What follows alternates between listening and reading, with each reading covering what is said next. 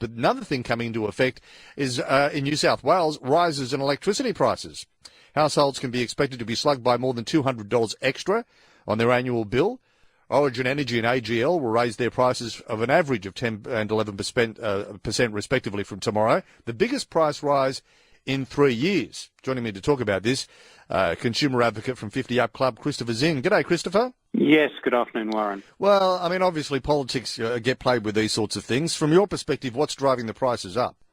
Well, it's economics that's really driving it up, demand and supply. So the demand has gone up, particularly from some really big consumers such as the LNG plants in Queensland, because we have an integrated market along the east coast. But the supply has also gone down in New South Wales. The black coal generators are working at somewhat less than capacity. In South Australia, they've been closed down, and there they've really seen a spike in prices. So it's increased demand, reduced supply, has pushed up the wholesale prices, which make about 40 or 50% of the bill that you actually pay. Mm-hmm. And some of that's being fed through. And, you know, it comes through without any warning, without any debate, without any preparation. I think people are just learning about it now. Well, they're getting letters in the mail.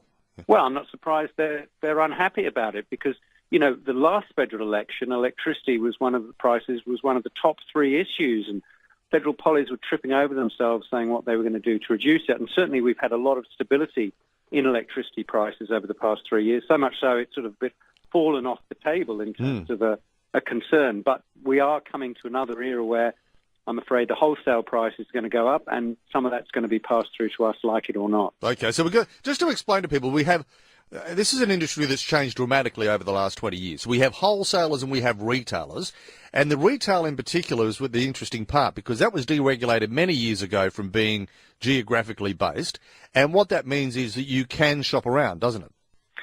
Look, you can, and yeah, there was the system where there was just one supplier and it was all government-owned and you just took that and it was very simple. But the problem was you probably ended up paying more from that. The idea in many markets we find governments introduce competition, consumer choice, where you can choose something that's better for you at a better cost or a better service or whatever. We've had that with electricity, but unfortunately the way that electricity is metered, the way that it's consumed, i.e. you're paying 3 months after you actually used it, so it's hard to sort of regulate the amount that you're using, plus, you know, incredible increases 3 years ago where we saw 70, 80% increases over a number of years.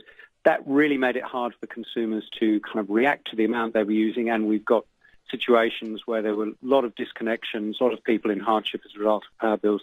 And it seems, as you know, these increases coming along now, plus the promise of more as a result of various legal action, could put us back in that very uncomfortable position again. So you can shop around, though, as you say, and I think it's important because I would dare say there's a lot of people that have never taken up the opportunities that have been poised or proposed by the deregulation. They've just stayed with the same old, the same way as in telecommunications. Many people probably stayed with Telstra without questioning it for a very long time. Yeah, and they're what's called the standing offers as opposed to the market offers, and the market offers offer the discounts, and there's been various other incentives and inducements, and certainly those tend to be older people, more marginalised people, people who don't understand it, i.e. those less able to afford the very high bills. So there's a certain irony there, and that's why it's important we do have protections in place to, one, make sure that they are not completely done over, but two, that they do get a chance to actually take advantage of the market offers. And look, that has happened.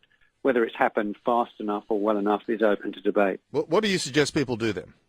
Look, I always hate to use the word shop around because everyone says that. I would say the simplest thing to do is call your supplier today, find out what the increases are for you. Don't fall for any gobbledygook. Just try and get a simple thing.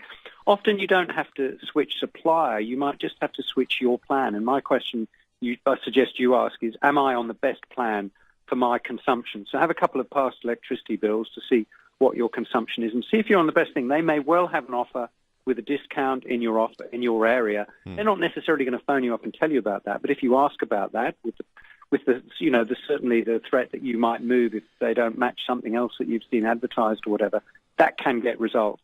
It may be important to move. I would go, there's a federal government site called Energy Made Easy. .com.au, that gives you the lowdown and some good information. So those are the kind of starting points I'd make. Okay, thanks for your time. Much appreciated.